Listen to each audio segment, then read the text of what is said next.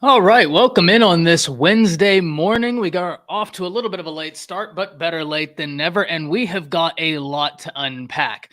This is one of the biggest weekends in college football for multiple different fan bases. In fact, if we look at the Big 12, their marquee matchup is happening this weekend, and it'll be the last time that the Big 12 gets to lay claim to that marquee matchup. And it's a little bit of ironic. It's a little bit of irony, excuse me, that Greg Sankey is on his way to Dallas to watch that game. And it just goes to show the SEC is very excited about the future Texas and Oklahoma give them. Past that, the SEC has some major matchups in their own right. We need to talk about a sneaky good game of the weekend that I actually think lies in the SEC. Everybody's attention is going to be focused on a few different games, deservedly so. But there are a few games that I think are going to fall through the cracks, and we need to highlight one of them. We also need to talk about maybe the biggest game in the SEC this weekend, and that's Alabama versus Texas A&M, a game that's going to show us a whole lot, as both teams only have one loss, both teams only holding one loss to a team that's not in their conference. So conference championship hopes are up on the line this weekend for both the Tide and Texas A&M. Past that, we need to turn our attention to some recruiting. We need to talk Colorado, and of course, we have got to talk the Red River Rivalry. So, an action-packed show for us this afternoon or this morning. Let's dive right into it, and we're going to start with Alabama, Texas A&M, because this is a game I think is going to be fantastic. We know that Texas A&M always plays Alabama close, and Jalen Milroe hasn't had a whole lot of true road games as the starter for the Crimson Tide this season. He actually just had his first true road game against Mississippi State, and he passed that test with flying colors. I know when you look at the stat sheet, it's going to show that he didn't throw for a whole lot, but he was efficient when he did throw. He made good decisions, he made good reads, and he's tearing up the notion that he's a one-read quarterback, because against Mississippi State, there were several times he went from his first read to his second read and either decided to take off and run or made a good decision with the football. The other thing I'd like to point out is it almost reminded me of that Alabama-Cincinnati playoff game where Bryce Young didn't throw for 200 yards because he didn't need to. Why are you going to throw into a 3-3-5 defense if you feel comfortable just running the ball all game long? And that was more or less what it looked like for Alabama. Why throw the ball all game whenever it's a loud, hostile environment? And they actually had how loud it was in that stadium. My goodness, it got real loud with those cowbells, although it's a huge help whenever they can no longer ring the cowbells once the center gets over the football. That is a massive help to any opponent that goes and plays in Starkville. I digress. Alabama had a great showing this past weekend, but the offense is going to need to keep developing because Texas A&M has got one of the most aggressive defensive fronts in college football. Now, luckily for Alabama, you already got a test against a defensive front I find to be very compelling, and that's the Texas Longhorns defensive front, where there are several players that will find their way playing on Sundays, and I think they're going to have several very high draft picks. I'm looking at you, Byron Murphy. I'm looking at you, Sweat. Those guys right now are a problem for any team that goes out there. Luckily, the Alabama offensive line has already been thrown into the fire. However, the part that gives me pause and reason for concern, they did not handle that test with flying colors. They got their butts whipped in that game. And while I think they have grown tremendously since, this is the first defensive front you look at and say, okay, coming off of that Texas game, this is the only unit top to bottom you can even compare to that Texas defensive front. And from a talent perspective, they're deep. They might be even deeper than that Texas defensive front. Now, the Texas defensive front is playing out of their minds, and the starters are matching. But in terms of just the depth of rotation that Texas A&M has on that defensive front, it's a little bit wild, and a lot of that has to do with the recruiting they've been able to do at that position. Where Texas A&M recruits at a high level, but that defensive front, it's a little bit wild how many blue chip 4-stars and 5-stars they have stockpiled along that front. Even in a year where they lose 2 guys to the transfer portal who are high-ranking blue chip 4-stars, they still have an abundance of talent along that defensive front. So the Alabama offensive line must answer the call this Saturday against arguably the second best defensive front they will play, and maybe the second best defensive front they will see all year, depending on how they end up versus that Texas defensive front.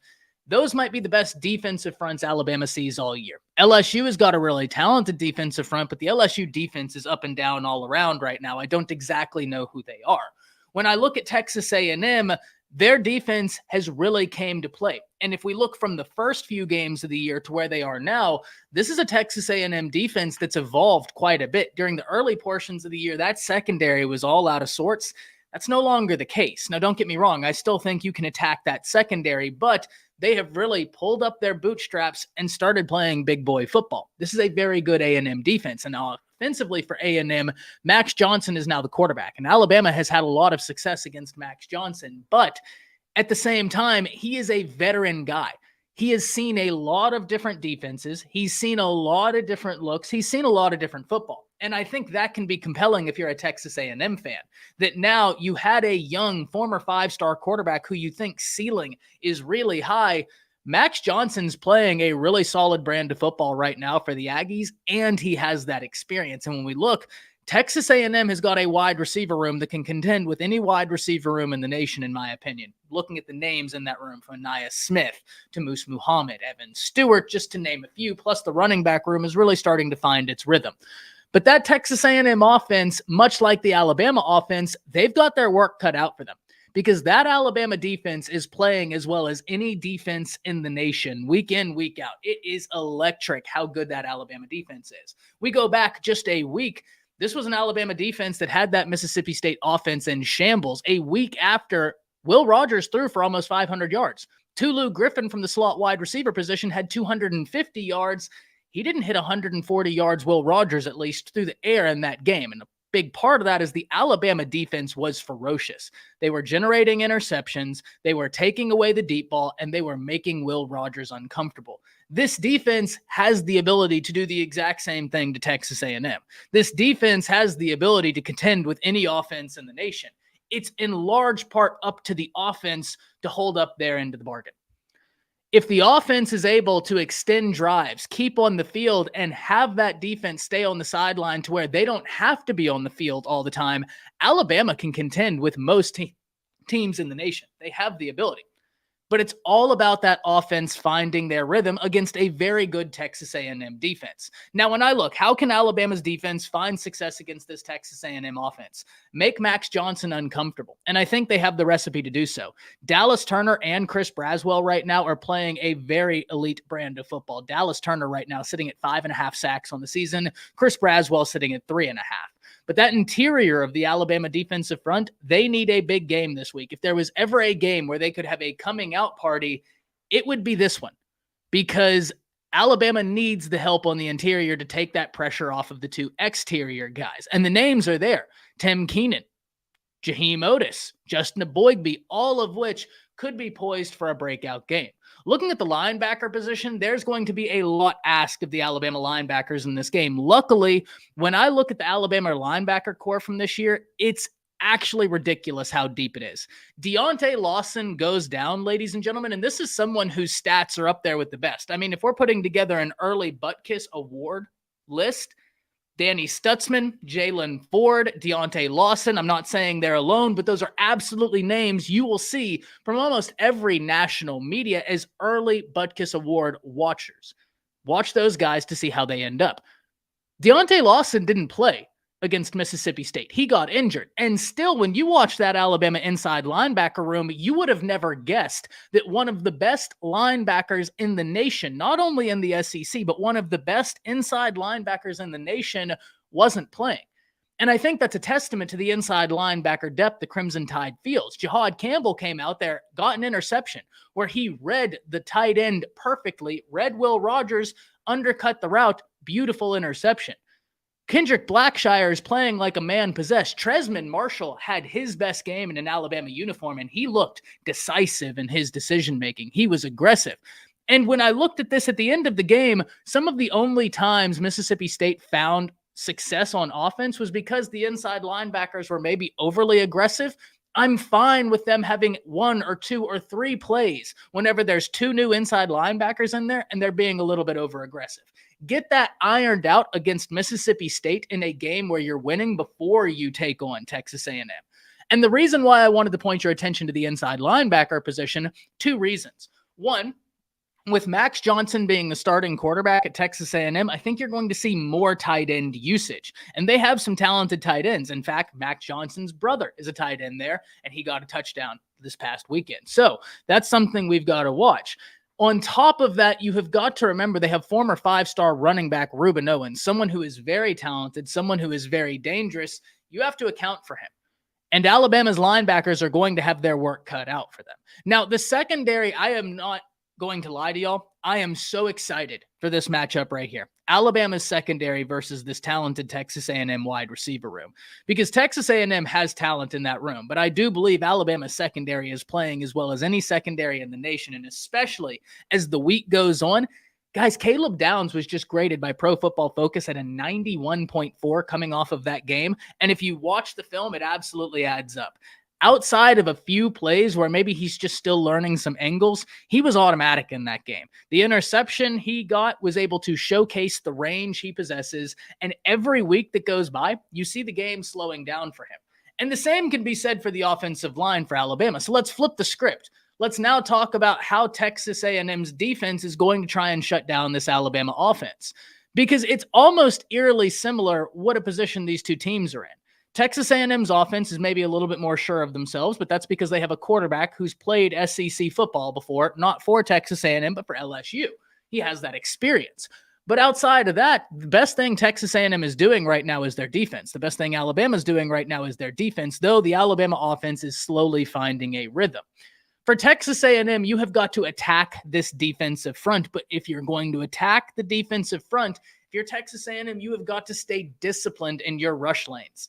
Jalen Milroe is not your run-of-the-mill quarterback. And what I mean when I say that, if you get overly aggressive, if you aren't disciplined in your rush lanes, he'll tuck the ball and take off, and you're not catching him.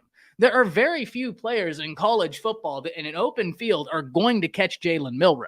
And I don't think that the Texas A&M defensive front has any plans of letting him get loose, because they know the second he gets loose, everything in Alabama's offense starts opening up.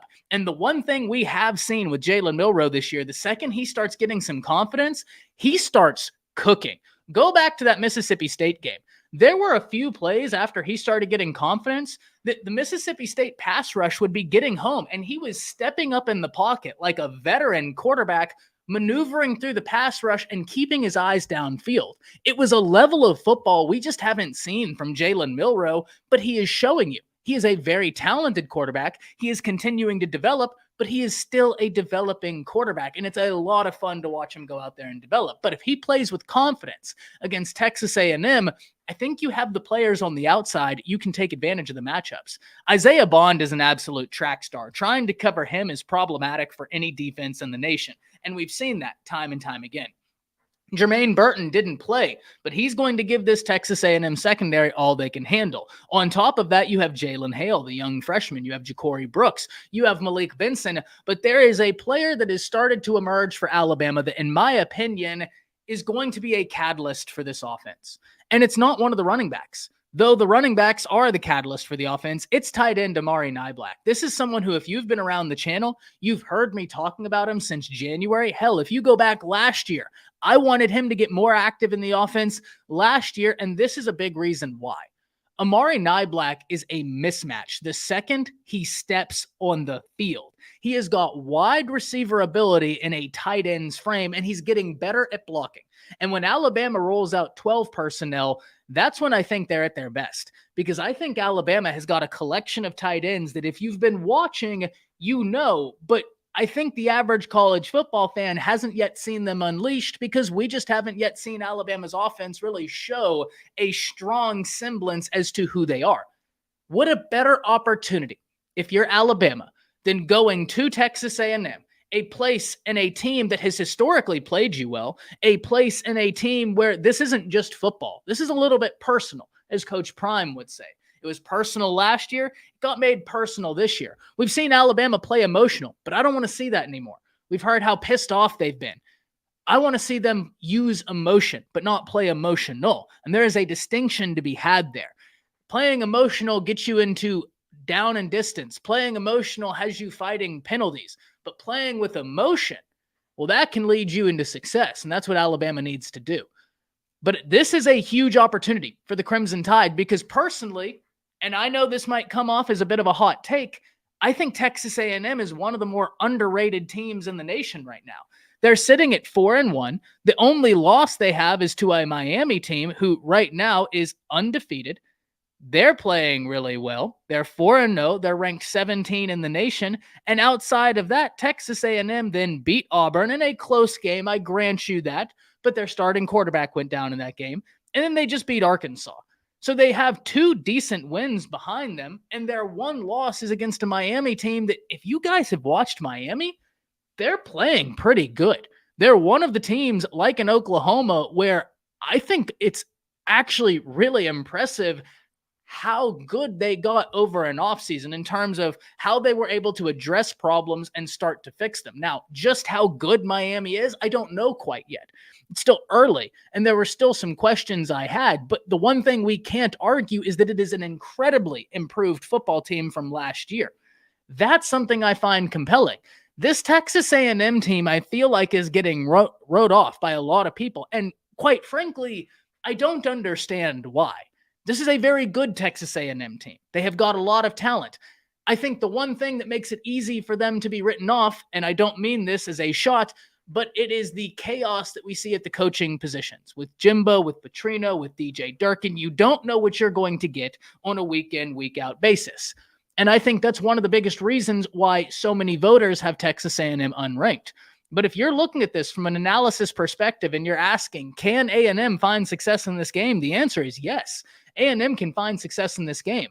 Ultimately, though, I like Alabama to win, and I like Alabama to win by 10, because I think if there was ever a time to let college football know, hey, we've kind of started to figure out who we are as an offense, it's this week against the best defensive front you will see for the remainder of the season, unless you rematch the Horns or play Georgia. And I just think that Alabama doesn't need to be a team to throw it 50 times a game. Throw it 25 times a game. Use Jalen Milroe's legs, use the running backs, and get those tight ends involved in the game. I think this Alabama offense can be a dangerous offense. I'm not going to tell you they're going to be a top 5 offense in the nation and going to be out there doing shootouts with Washington.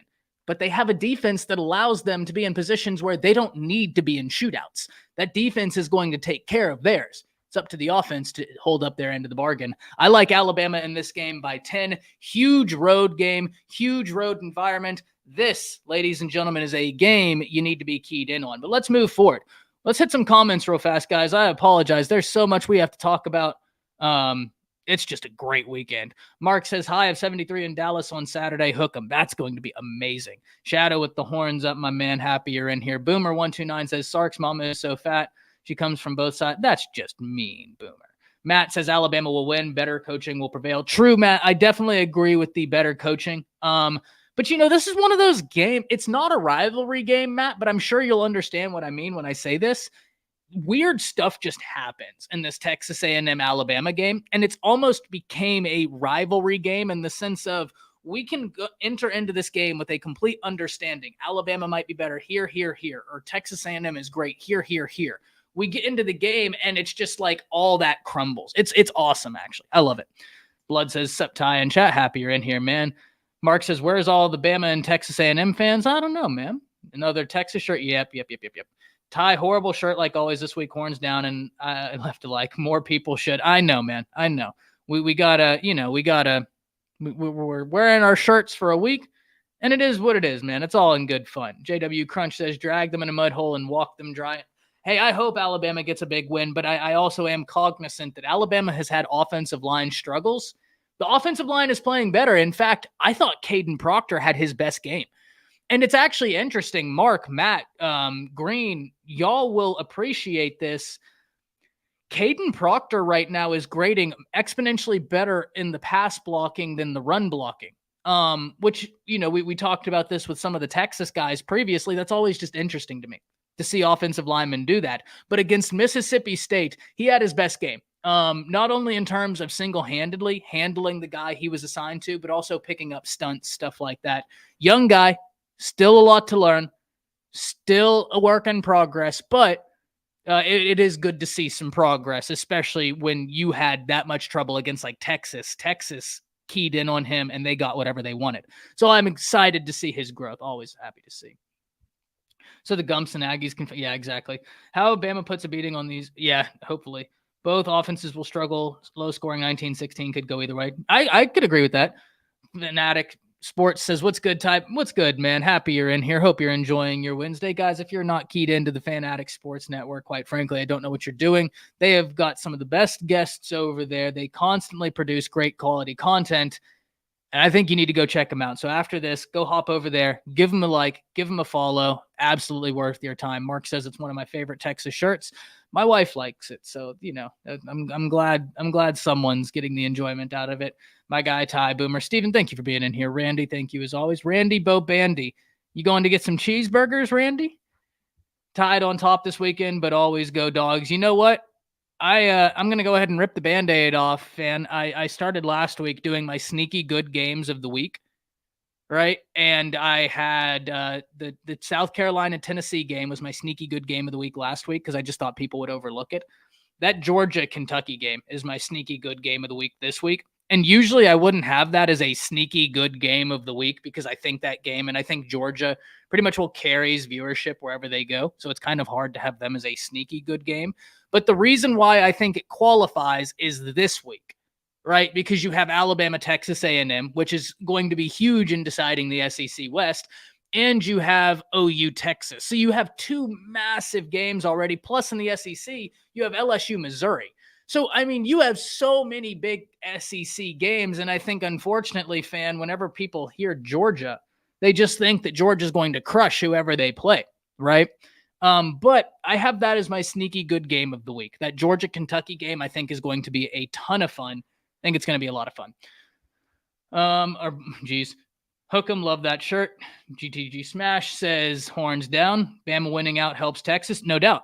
Proctor will be good with another year of gym work. Sure, yeah, no doubt. Proctor's going to be a fantastic player. And I'm even more bullish on that now, Mark, that I've seen the growth as a freshman, right? If he was still struggling in week 5, I wouldn't even be overly concerned because it's a freshman, right? And freshmen can struggle. But the fact that you are seeing growth and understanding and the game is slowing down for him and he is speeding up, it's still like I completely agree with Mark. Next year, once he gets another year in the gym, he's going to be really good. But I'm very bullish on that now that I've seen growth in year 1. Very happy about that.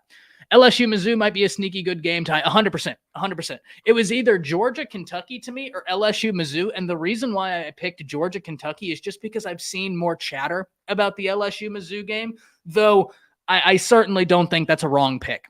Had I not personally seen more chatter about LSU Mizzou, that would have been my sneaky good game of the week. But maybe it's just because like PG and I were talking about it a bunch. Jay and I were talking about it a bunch.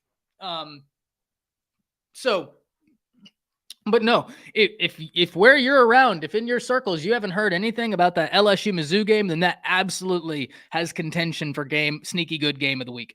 100%. And as Rob so eloquently allows me, guys, we have a sponsor of the channel. Very happy to be working with Shady Mile Bourbon. We have the Shady Mile Rye. We have the Shady Mile Wheat. There's so many good football games on this weekend, guys. If you're going to enjoy the games and you want to grab a drink, why not try Shady Mile Bourbon? They've got you covered. Head over to their website. It's in the description. It's in the scroll down at the bottom. They'll get you covered. Order 2 bottles. They'll send you a shirt. Drink some this weekend, and it was fantastic kicking back watching the games. And as always, I said this before, if you're going to be drinking, if you're going to be enjoying some alcohol at the games, that's all well and good. Have a great time. Report back to me with your experience, but do so responsibly. It's more fun if we get to meet again next week, all healthy and happy as a group, to talk more college football and to talk more Shady Mile Bourbon. So head over to Shady Mile. Thank you to Shady Mile for helping out the channel. Awesome to be able to work with brands such as this. So very excited to be working with Shady Mile. Fan Addict says, what is going on with LSU's defense? I have no idea, man. I'm going to rewatch that LSU game tonight. I've been meaning to, and I've just put it off. To be quite honest, I've just put it off. It's been such a big week for different content. And then yesterday, Spectrum decided they didn't want to let me be great. I had like 8 Spectrum trucks outside my house all day yesterday because we had a breaker bust in the neighborhood, and then the internet. It was what could go wrong would go wrong. But I don't know, fan. I'm gonna watch because it's just it doesn't make sense. It doesn't make sense to be that bad. I get Lane Kiffin is Lane Kiffin, right? We know, and fan, I think you'll appreciate this, being that you're a Georgia fan, being an SEC fan, you're super keyed into Kiffin. You know Kiffin is good to drop a 500-yard, 400-yard game on anybody at any given time, and that's kind of the frustrations of Lane Kiffin. It's like, well, if you can do this day, why can't you do this every other day? And it's like with Lane Kiffin, you don't know what you're going to get. You don't. You have no idea what you're going to get. So I can appreciate that it was Lane and Jackson Dart. I can, but at the same time, 700 yards, and we just saw Arkansas do something to that defense. So it's not like it was a one-off and simply relegated to Ole Miss. And furthermore, whenever we look at what Florida State did to this team, we have to remember, fan, that Florida State beat LSU really off of one good half of work. LSU had that game in the first half. Florida State came out in the second half and took control. I still think this is a good LSU team. The offense is solid. I mean, Jaden Daniels is playing unbelievable football. Malik Neighbors, they have a good offense. I just have no idea what's up with the LSU defense. I'm going to have to key in and really watch. Thomas says, I haven't watched any A&M this year. Are they the same old Aggies, or do they have a decent team this year? They have a decent team, Thomas, but the problem with Texas A&M, in my opinion, is they always have a decent team. It's whether or not they perform. And this year, I think they are performing. They have one loss. Their one loss comes to number 17 ranked Miami, where they took a 15-point loss in Miami, right? I actually picked them to win that game. They took a double-digit loss to Miami in Miami. In fairness, Miami is playing much better football this year than they were last year. Much better. Hats off to Mario Cristobal and the boys over there. Addressed problems, fixed problems, and they're hitting the ground running. That's the one loss Texas A&M has. They beat Auburn. I get it. Auburn's all over the place this year, but the one caveat I will give Texas A&M is they lost their quarterback in that game. So I can see where that would be tough to just like dominate a team, shifting quarterbacks partway through a game. I can excuse a 17-point win against Auburn when your starting quarterback goes down, and now you have to switch quarterbacks, find what you're going to be using with him, because it's one thing to practice what you're going to do with your backup quarterback, but it's another thing when you see a defense that you don't see every day, because they're going to play it differently. So I'm fine with the 17-point Auburn win. And then we look, they beat Arkansas this past weekend, 34-22. And Max Johnson, 17 28, 210 yards, 2 touchdowns to 1 interception. Le'Veon Moss went off. He's a good running back, 17 carries, 107 yards. But mainly what it is, Thomas, is it's this A&M defense. This A&M defense has really found themselves, and they're serious now. This is a good defense. For instance, if we look at what they held KJ Jefferson to, he was 9 of 17 for 132 yards, 1 touchdown, 1 interception. Rocket Sanders, 11 carries, 34 yards. I mean, they bottled that all the way up, and it's in large part due to that defensive front. So it's just A&M is one of those teams, man, where talent-wise, they're good. Like, that defensive front affords them a lot of opportunity. Now, what they do with it, that remains to be seen. We'll need some of that stuff. Yeah. If Bama can't run the ball, it's going to be an interesting game. We'll have to talk about Kiffin in a later day. Yeah, we really will, man. We really will. Possibly the new Mark Reek, Mike Gundy, James Franklin later. It is so wild with Kiffin. It is so wild with Kiffin, because you just don't know what you're going to get with him. You just don't. He could drop 50 on anybody, or he could just like put together an offense that the whole time you're just scratching your head like, what's happening here? Why is this happening the way it is? That's always why when I'd liken Sark and Kiffin, if people would ask me who would I prefer, I would always say Sark. And it's not that I think that Sark is just like exponentially a better play caller than Lane Kiffin. I think he's more like buttoned up, right? Like, I think with Sark, you know more of what you're going to get than with Lane Kiffin, where Lane Kiffin, he'll just start throwing the kitchen sink out there. I mean, you've heard even reports of him making plays on the fly. Lucian, my man, he says A&M got some bulls on defense, that's for sure. Big and strong, and they can move, and they don't get pushed around. They don't. But if Alabama was going to do a show-me game, this would be the one. I mean, if Alabama comes out, dominates this game, the conversations around the Crimson Tide will completely flip. And they don't have to do it throwing the ball 50 times a game. But they have got to find a rhythm offensively. They've got to find a rhythm. I'm not worried about Alabama's defense in this game. I'm not worried about Bama's defense. Bama's defense is unreal. They're playing really, really good. Interior, they're going to need to show up. But yeah, defense is playing. I can't wait to see the DB wide receiver matchup. Let's move on to the Red River Rivalry, right? This is arguably the game of the week. I think even though, you might be an SEC fan, you might be an Alabama fan, Alabama, Texas A&M, that's a huge game. It's not the Red River Rivalry. Right? The Red River Rivalry, one of the biggest games in college football, and especially this year's being it's the last time the Big 12 will be able to lay claim to it, which I find it very funny, very ironic that Greg Sankey is going to kind of spoil it for the Big 12, letting them know, like, hey, you had your time. Now these are our teams. They're only your teams for this year. They're on lease to the Big 12. Texas and Oklahoma are on lease to the Big 12. They're SEC teams who the Big 12 is leasing. And Greg Sankey is going to be there to ensure that the Big 12 realizes that. These are SEC teams on lease to the Big 12. And in fairness, I think Texas and OU both view themselves this year as SEC teams on lease to the Big 12, especially with the comments Brett Yormark has made. Doesn't seem to be that Yormark has held many punches. And now it's a little bit ironic that the top two teams in the Big 12, without question, are Texas and Oklahoma. I mean, they're lapping the rest of the conference. Absolutely lapping the rest of the conference. So let's talk about this game.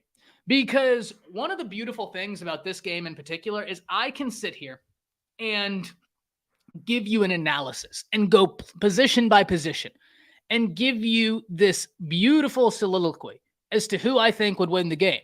But this game, much like Alabama-Auburn, much like Ohio State-Michigan, once the whistle blows, all that kind of goes out the window and football is played. And it kind of doesn't matter what happened before that game, what's going to happen after that game. It's special.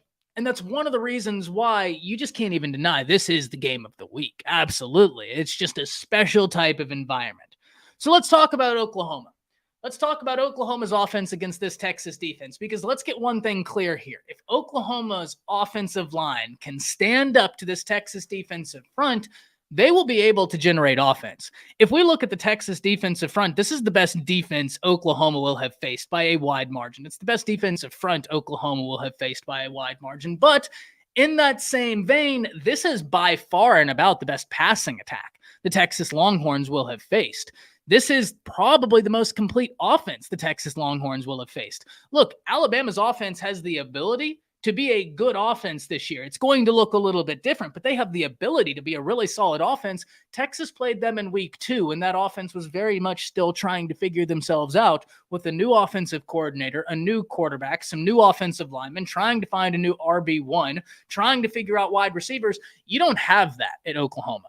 You have an established offensive coordinator. You have an established quarterback. You have a lot of established offensive line pieces. The wide receiver room was the big question for me, and they were able to find answers there. Now, the question wasn't, is there talent in the room? The question is, which one of those talented names steps up? We've gotten that answer. We've gotten that answer very thoroughly through Anderson, through Gibson, through Andrell Anthony, through Stoops, through Farouk. There are several different names. Dylan Gabriel is what he is. He's a veteran quarterback who's playing probably the best football he's ever played this year. He's playing elite football. You can't take that away from him. And so Texas has not faced an offense with the passing capabilities of the Oklahoma Sooners. That's a fact. However, it's also a fact that OU's never played a defense this year like Texas's. And I know Cincy D-line is one of the best. I watched that Cincy game. I've watched Cincy this year. I personally, and I'm certainly up for being wrong, I don't see where that Cincy defensive line competes with that Texas one. And I know that's been a talking point. I think that Cincy defensive line is good, but I don't think that there's much of a comparison to the Texas one. Technically they do. Yeah, I mean, they do, but they also, I don't think, have played the, like, I don't know. It's just I rely on the eye test from film, right? And I get to watch some film with some former players. That Texas front, I think, is better than the Cincinnati one. Cincinnati is very good on that defensive front. I digress, though. This is the biggest test for Oklahoma's offensive line. This is the biggest test for Texas's secondary. Now, Alabama was able to get some deep shots off on that secondary, but once again, that's also because Alabama has some very talented pieces in there. So does Oklahoma. So if you're Oklahoma, you can look at this Texas team and say, okay, I think we can find our matchups attacking the secondary. I think we have a quarterback. We have the talent on the outside. We have an offensive coordinator who can try and find those matchups. But can we keep Dillon Gabriel? Can we keep Dillon Gabriel upright? That's the big question here. That is going to be the big question. Because if Texas is able to get through and make Dillon Gabriel uncomfortable, this could be a long game. Now, one of the biggest things that I think Oklahoma would have really loved to have developed fully heading into this game is their rushing attack. Because heading into this year, that was the area we thought would really carry this Oklahoma offense. They've got really talented running backs, but they're trying to find their way back from injury. Now, I asked one thing of Jeff Lebby this offseason: establish an off-speed pitch. Luckily, the Oklahoma Sooners have done just that. If you look at their time of possession, they're much better in the time of possession battle than they were just a year ago. Whenever I look at this, it's impressive that they are developing an off-speed pitch.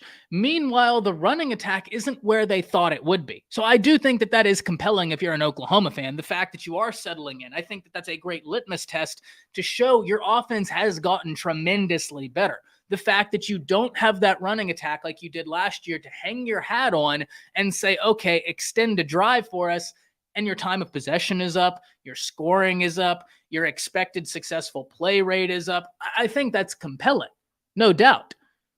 But in this game, having that running attack would be huge to be able to alleviate pressure from Dillon Gabriel and put pressure on that Texas defensive front, because you're going to have to show Texas the threat of the run. If not, Texas is going to pin their ears back and they're going to be on go mode. And that's not what you want. You can keep this Texas defense honest, but one of the ways you're going to have to do that is either use your running backs, get the running game going, or utilize the quick passing game as an extension of the running game. I bring that to your attention because that's exactly what we saw Texas do against Alabama. In the early portions of that game, they weren't having the success running that ball the way they wanted to. Now, granted, it was week 2, and their running back room was really still starting to take form.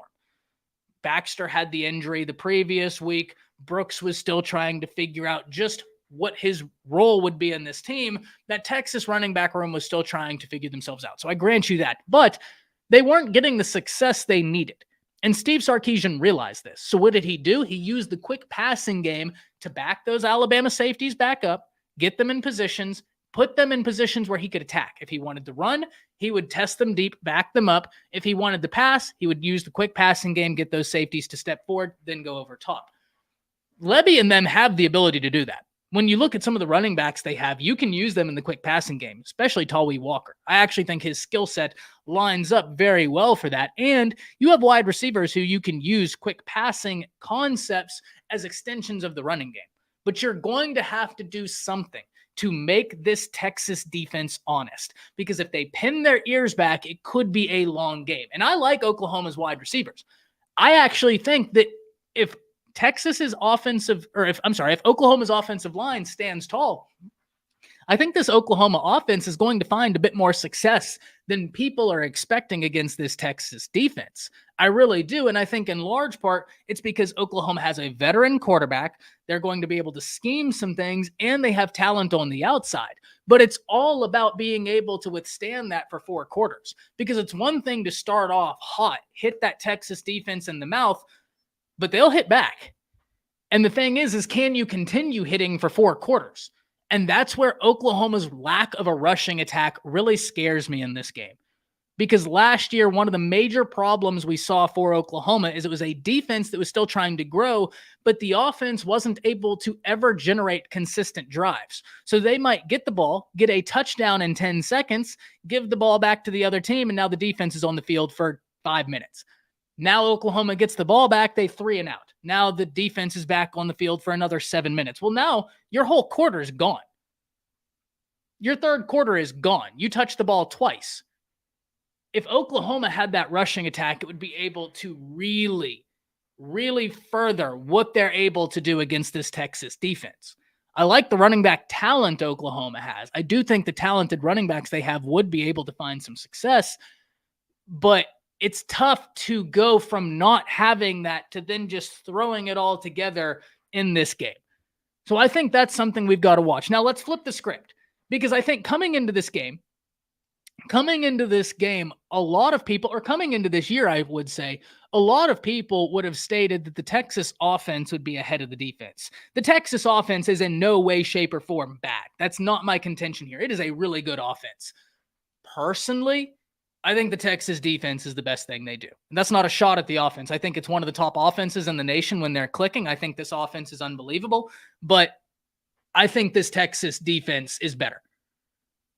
I just do. I think this Texas defense, when they're clicking, it's one of the better defenses in the nation. So how can the Texas offense find success? And it starts with Quinn. Quinn Ewers has this uncanny ability to be huge in huge games. Now, the one thing I want to see from Quinn is to dictate how you play football to the other teams. Don't let the other teams dictate who you are. Because that's tough to do week in, week out, to try and play to the level of other teams. But Quinn has grown this year. He's playing a really solid brand of football. He's not making a lot of mistakes. He's playing a good brand of football. And we know time and time again, when the moment is the brightest, that's when Quinn shows up the biggest. We've saw it against Alabama. We saw it in the Red River Rivalry. Like, we have so many sample sizes of this. Once again, though, I want Quinn to be a guy that dictates how he plays to the opponents instead of letting the opponents dictate. And I don't think it's as much as about letting the opponents dictate to Quinn. That's not my contention, because I don't think that he's one of those guys that's allowing that to happen. I just think that Texas offense and Quinn, when the moment is big, he's huge. When the moment's not huge, he's not bad. He's still a really good quarterback, but there are levels to Quinn Ewers we've seen. And I need him to be that Quinn that we see at the top. Because if that Quinn shows up, that's a first-round caliber quarterback. That's absolutely a first-round caliber quarterback. He's playing great football right now. But he has all the ability in the world. So if you're Oklahoma, you've got to make Quinn uncomfortable. Luckily, your secondary has been great at generating interceptions. In a game like this, I think the interceptions and turnovers, that's key. That is absolutely key. In a game like this, being able to generate interceptions, turnovers is absolutely key. Oklahoma's defense has been sensational at generating turnovers, specifically that secondary. They have been hungry, they have been in form, and they're going to look to try and take advantage of some opportunities here. And Steve Sarkisian will certainly test that secondary. We know who Sark is. He's going to test them deep over and over again. My big question for Oklahoma, with Harrington having surgery, who mans that cheetah position? Because we know what Steve Sarkisian did when he saw Caleb Downs out there, a freshman that ranked as a top 5 player in the nation. He looked at him and said, go. Quinn, him, go. And attacked. Not because he didn't think Caleb Downs was a great player. He just said, you don't have the experience. So I'm going to attack. If it's Dasan McCullough, hey, he's so talented, man. He's a great player. But I have to wonder, if they are going to try and do pre-snap motion, figure out if OU's in man, and get him heads up on a slot wide receiver or on a Xavier Worthy. Because as good as Dasan McCullough is, you don't want him in a one-on-one battle with a Xavier Worthy or a Cook. McCullough is a guy that will wreak havoc for Oklahoma's defense. He is a very talented player. So McCullough, hey, I could see, and Bowen, Bowen's going to be a problem. Bowen is going to be an absolute problem. So the cheetah position is something I would key in on. If I'm an Oklahoma fan wondering what will be a huge catalyst in this game for us, it's that cheetah position. It's going to be huge for Oklahoma. It's going to be big in stopping the run. It's going to be big in alleviating the pass. But Steve Sarkisian, we know how he likes to attack, and he's going to be attacking there. When I look at the outside, there are going to be really fun matchups on both sides of the ball. I like the matchup of Oklahoma's wide receivers against Texas defensive backs and vice versa. I like Texas defensive backs against Oklahoma wide receivers. I think we are in for an absolute treat in that regard. But there's been something that has popped up for Texas, right? There's been something that's popped up for Texas in this Red River Rivalry week that I think is huge for the Longhorns. A star has been born for Texas, and that's Jonathan Brooks. Coming off of the past 3 games, he has really shown that, hey, I'm going to be him. Bijan Robinson was here, and Bijan was a different type of talent. But fear not, I'm going to tote the rock, and we are going to be just fine. His emergence in this Texas offense, for me, is one of the biggest things that has happened up until this game. Because whenever we were talking about this game and thinking about this game before, I was looking at Oklahoma, who hadn't found much of a rushing attack yet. Fantastic in the passing attack. And I was looking at Texas, who hadn't found much of a rushing attack yet, and thinking, okay, in this game, this is going to be wild. But Jonathan Brooks' emergence in that running back room, to me, is massive for this Texas offense. It allows pressure to be taken off of Quinn. It allows Steve Sarkisian to start playing chess and getting these defensive backs in positions that he finds advantageous. That's part of the reason why I think Oklahoma would love to have that running attack here. It gives you another wrinkle. It gives Levy another opportunity to establish an off-speed pitch, and it allows pressure to be taken off of Dillon Gabriel. It keeps the Texas defensive front honest. Having that rushing attack is huge. Jonathan Brooks' emergence is maybe one of the biggest reasons I think Texas will find success this year. Not even talking about this game, right? Let's just put a pin in this game right now. Just looking at Texas's entire season in front of them, the emergence of Jonathan Brooks, I think, is one of the most important things that has happened to the Texas Longhorns this season. Because we know what Quinn can do. Whenever the moments are the biggest, we know what Quinn can do. A very talented quarterback. But we know how Steve Sarkisian likes to call his offenses. He loves the use of the running back. So let's get the running back involved, and here comes Jonathan Brooks, a guy I got to cover in high school, a guy that's now shouldering a massive load of this offense and doing so at a high level. Jonathan Brooks' emergence, in my opinion, is one of the biggest reasons I think Texas will be able to find success, not even speaking in this game, but looking at the season. The big question for Texas's offense, how do you replace those 2 guys, Roschon, Bijan? Well, here comes Jonathan Brooks. He's playing great football right now. He was really talented coming out of high school. And if you're a Texas Longhorns fan, in my opinion, that's what you need to be the most excited about. You've known for a few weeks now that your defense was the real deal. The question is, what type of offense do we have? And the question was never, is our offense good? It was always understood, if you were a Texas fan, the offense was good. The question is, how good can we make this offense? Well, the ceiling just got higher with the emergence of Jonathan Brooks, especially with him playing at the level he's at. Guys, that's one of the big reasons why, if Oklahoma's rushing attack was to have showed up before this game, this would be a barn burner. And I still think it is. I still think this game is going to be much closer than people anticipate. I think Oklahoma's offense is going to find more success than people are anticipating. But I also think that it's probably the most complete offense Texas has played. That Alabama offense was in week 2. They were still trying to find themselves, and the offensive line completely let down the quarterback.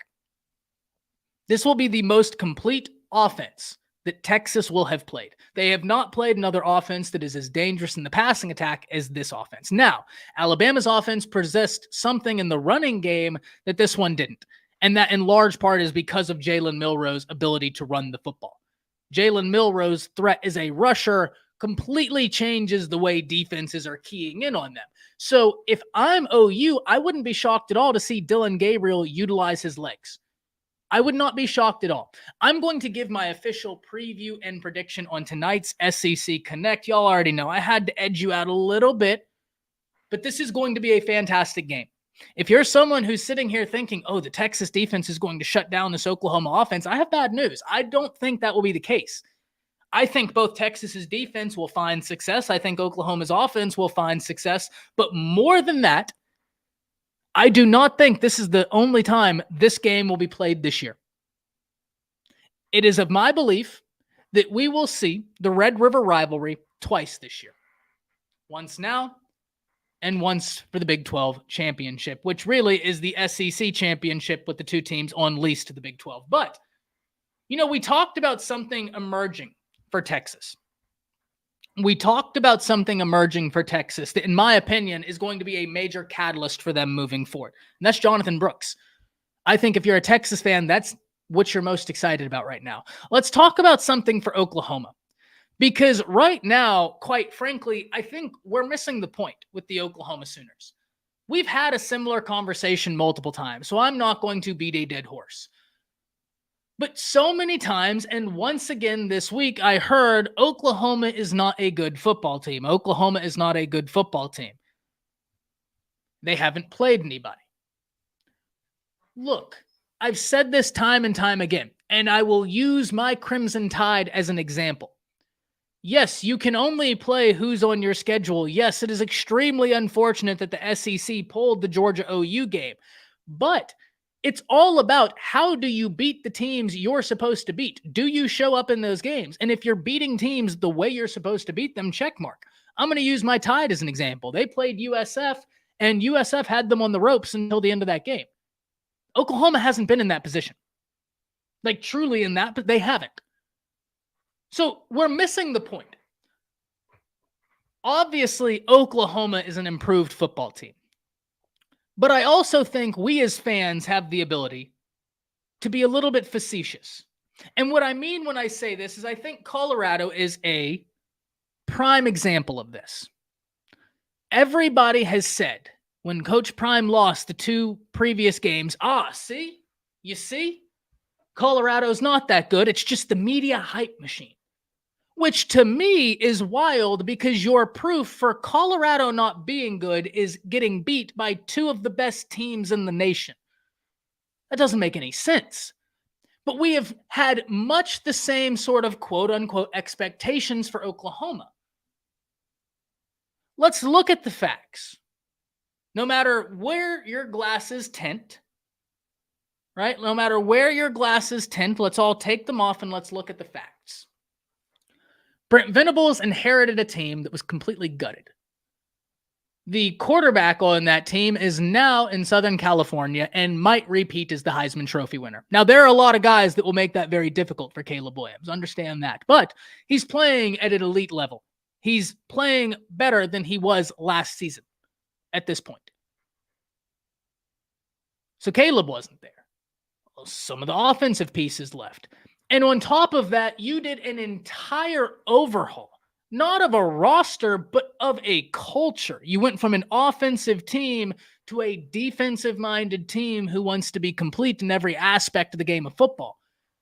The mistake we as fans made was thinking that would happen like that would happen overnight. That was a mistake. And I am absolutely part of that mistake. Now, I'm going to let you know why I made that mistake. And it's why I remain bullish on Oklahoma. Because as in everything I do, if I'm wrong, my first question is, why was I wrong? And in this instance, I now understand why I was wrong. But I also think the reason why I was wrong bleeds into why I'm ultimately going to be correct. Brent Venables needs time. The answer of, is OU getting better? It's a facetious question. It's a loaded question. Of course, the Sooners are getting better. This is a question derived to get clicks. Let's call a spade a spade. OU is absolutely getting better. There's no question about it. Look at the way they're recruiting under Brent Venables. Do you recruit at that level unless kids are bought in? No, you don't. And I'm not saying that high-level recruiting instantly translate into wins on the college football field, but it helps. It certainly helps, especially if you know how to recruit. Texas fans, you can attest to this. Just a changing in the recruiting philosophy. Look at the results it yield. Now, and part of that's due to development. It's due to outside factors, but a changing in the recruiting philosophy. Look at the effect it's yield. I see a much similar thing happening at Oklahoma right now. In fact, I see an analogous thing happening at Oklahoma right now. There's a total change in recruiting philosophy. From happy meals to full meals where that's a substance. That's a meal packed with substance. You can survive on that. You didn't see that before. So I think we've gotten lost in the question of how good is OU? How good is OU? And I think that's a fair question to ask. I have no doubt that that's a fair question. The question that I find to be beyond the pale is OU good? Obviously, they're a good football team. This weekend will show us how good. But ultimately, if you're asking how good is Oklahoma, what is Oklahoma's football, what is Oklahoma's football future, I apologize, look like, do not be disenfranchised into thinking that it revolves around this one game. It doesn't. It didn't last year, and it doesn't. Now, that being said, you play every game to win. And Brent's a competitive dude. He wants to win this game. They're going to do everything they can to win this game. But the signs of an improving program are there. Regardless of the outcome of this game, so long as you show up, you play big boy football, even in a losing effort. If you play big boy football, you test Texas and you lose, in a way you would have still won. Because we're focused on the wrong thing with Oklahoma. We're looking at the tree and we're ignoring the forest. We might be debating, is that an oak? Is it a pine? And I mean, I guarantee those are very easy to tell apart, but I'm an idiot. So for me, it would be tough. What type of tree is that? I don't know, but we're missing the fact that there's an entire forest behind it. And that forest is showing to us that Oklahoma is becoming a better team. There's no question about it. What Brent Venables is doing, it's compelling, but he needs to be given time. And that is ultimately where I think I wanted to talk about Oklahoma. The Oklahoma Sooners are a much improved team. They are a much improved team. Look at the way they're recruiting. They just got a big win for a 4-star running back in the 2026 class, Jonathan Hatton, and they're trending for an offensive lineman from overseas who's very talented. Oklahoma is a team that's building towards being the team they know they can be. Brent Venables needs time. All the signs are there.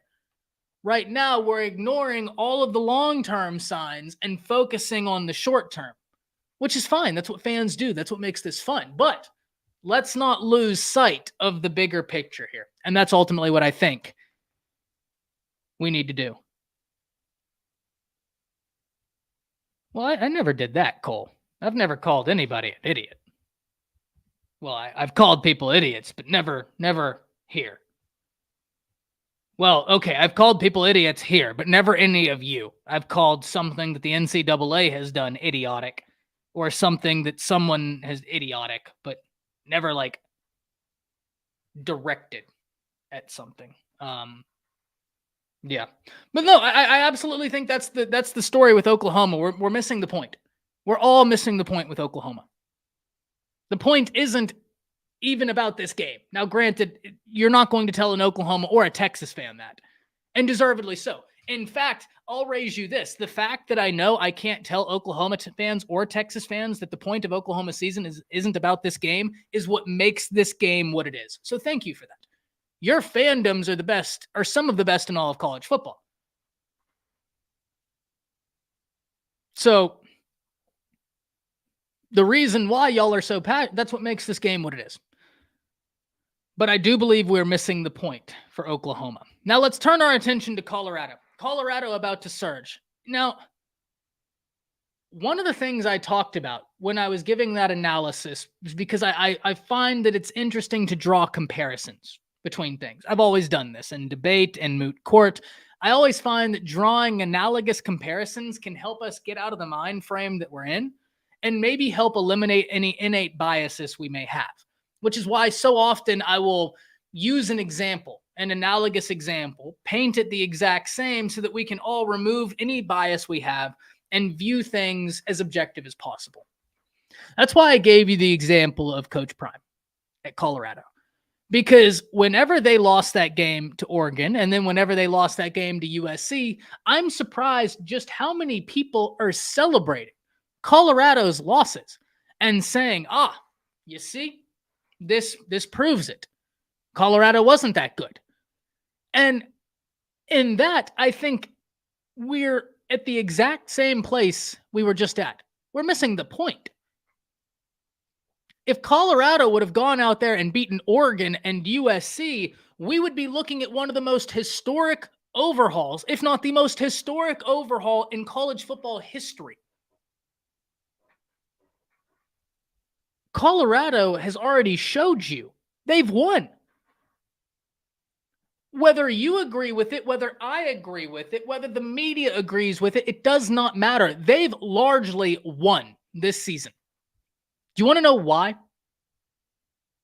4 of the 5 weeks so far, Colorado has been by far and about the most watched game in all of college football.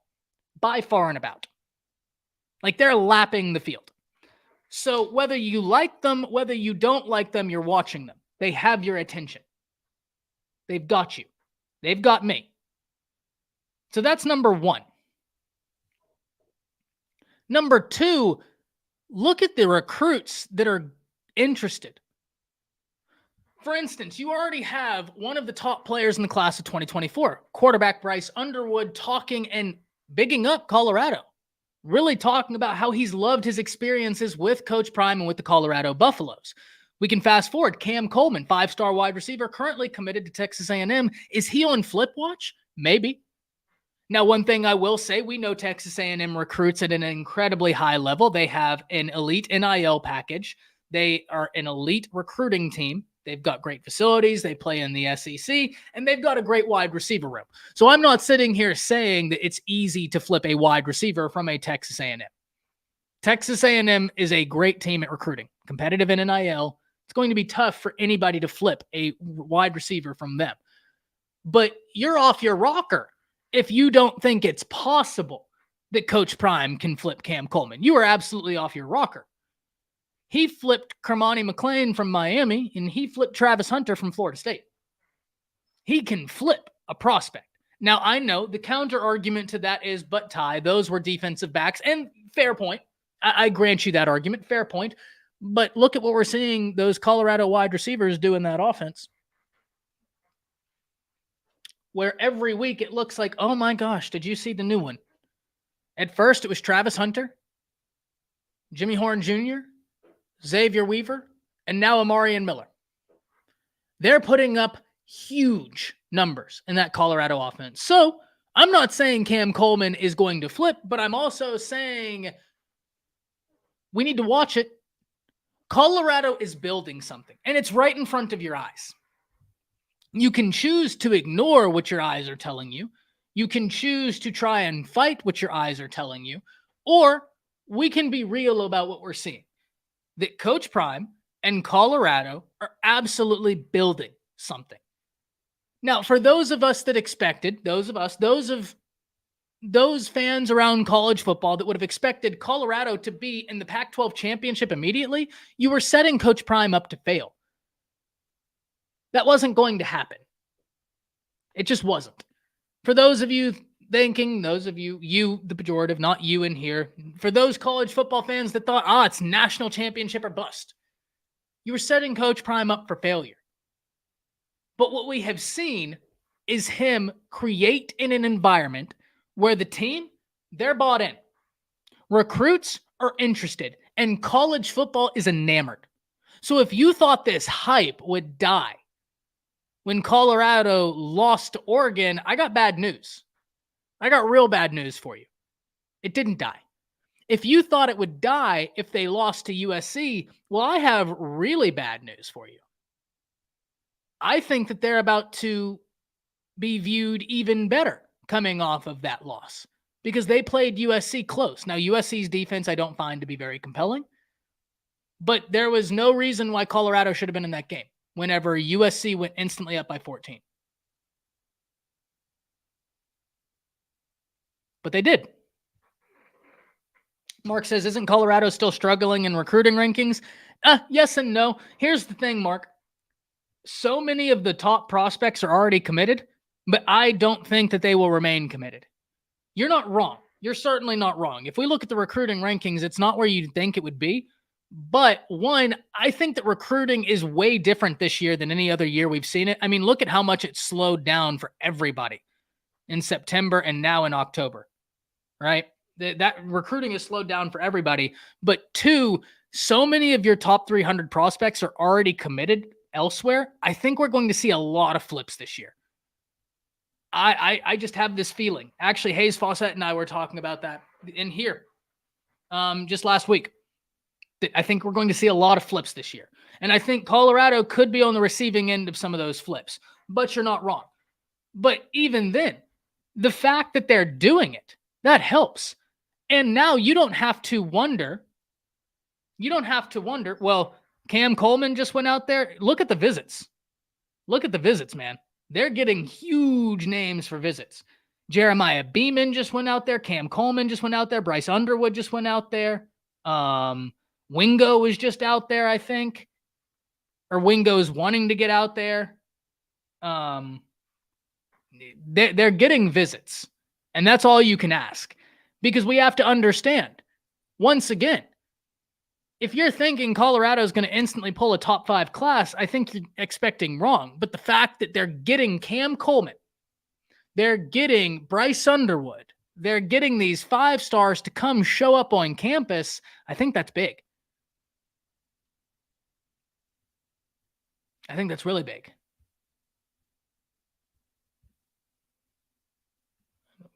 Joel Klatt would disagree about USC's defense. Joel Klatt does great work, but I would disagree with Joel Klatt about USC's defense. He does great work. I love Klatt stuff. I do like Klatt. But I would very much well disagree with, and I didn't see what he said about USC's defense, so, know that. But that USC defense isn't very good. It's just not. Let's call it what it is. It's just not. Jordan Seaton went out there. Yeah, and Mark, I completely agree with you here, man. Completely agree with this. Question will be if Colorado will get their offensive line and defensive line recruits, or if they will be like Texas under Herman and just get skill positions. This is the question, Mark.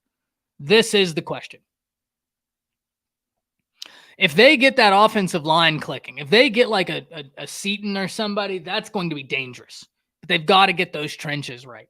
Got to get those trenches right. And Shadow, I think you make an astute observation right here. I think you make an astute observation right here. Dion said schools won't recruit top-level high school players eventually. For a guy who recruited a 5-star high schooler to an HBCU, he's not always in touch with the earth. But I don't think that, I get what you're saying, but I also think that, there is something to what Coach Prime is saying, right? We were actually just talking about this over on High Tops morning show. Jake Crane with Crane and Company was talking about it's interesting to see how many teams are transitioning to using the transfer portal. But I'm still very much well of the mindset, Shadow, that you got to recruit. The transfer portal is great, but you got to recruit. You got to recruit at a high level. So I am excited to see what they do. Yeah, I mean, they have so much out there.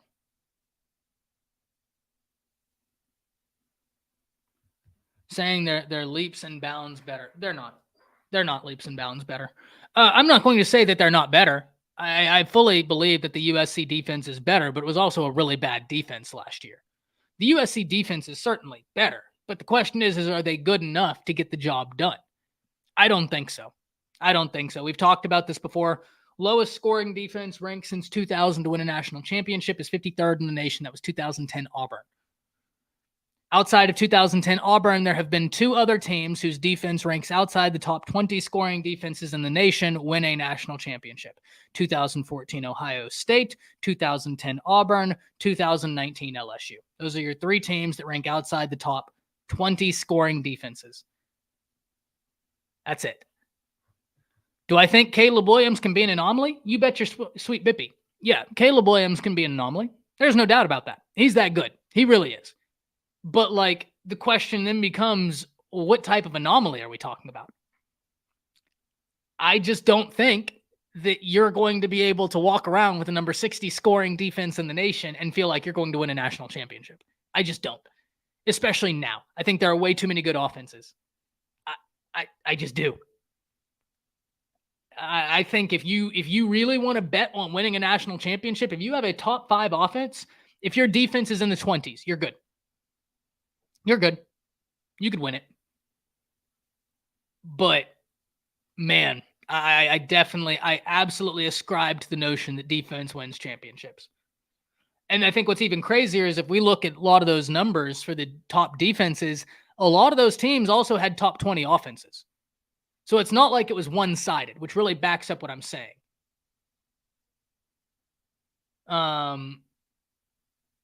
Really backs up what I'm saying. You got to be balanced to win a national championship. All right, guys, let's see what else we have on the docket. So, sneaky good game of the weekend.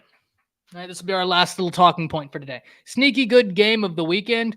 I already said I think it's going to be that Kentucky-Georgia game. Now, if you tell me you think it's LSU-Missouri, that's a correct answer. That game's going to be awesome. That game's going to be really good. The only reason I didn't pick that is I think just maybe in the circle that I run with in our little content creation group, we've all been keyed in on that LSU-Missouri game for about 2.5 weeks now. We've all been keyed in on that one. So I think for me, I've been expecting that. So I'm probably looking at this a little bit differently, right? And if you're around people that have not even brought up that LSU-Missouri game, then by all means, that's a correct answer. But guys, Ray Davis almost went for 3 billion yards last week. Davis. I don't know why I called him Ray Davis. Davis went for 300 yards, 286 yards, 452 billion. Yeah, Ray Davis. I don't know why I thought I was wrong. Kentucky won this game with Davis running for 500 billion yards and Devin Leary throwing for less than 70 yards. Ooh, Steven.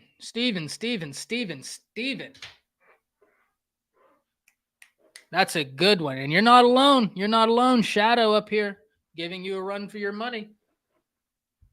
At UCLA might be sneaky good. I think you're right, Shadow. I think you're both right. Hop down, guys. Let me see your sneaky good games of the week. Look, there are no wrong answers. There are absolutely no wrong answers here. It's the games that move you, right? That being said, it's hard to quantify Texas OU as a sneaky game.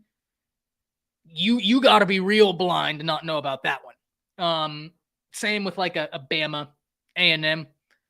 That's huge. So I'm interested in y'all hearing your sneaky good games of the week. We've had multiple come up so far. We have LSU, Missouri. We have Georgia, Kentucky, which was mine. Shadow offers Wazoo at UCLA. And Steven comes in with Ohio State, Maryland. Love it. Okay, here we go. OSU, KSU. Solid for a Friday night game. Love it.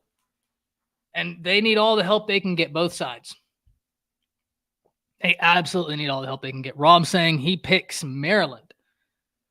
Hey, baby Tua's been out there balling. Young Tua, he's really good, man. Tualia, really excited to see him. And I'm excited for Loxley, man. I'm really happy. I'm really, really happy that Loxley's out there. He's been a really, really interesting coach. So it's good to see him go out there and find success. But all right, guys, we're going to get out of here. There'll be some videos coming down the pipe today, so look for those. Until then, we'll see you next time. That's it. See you.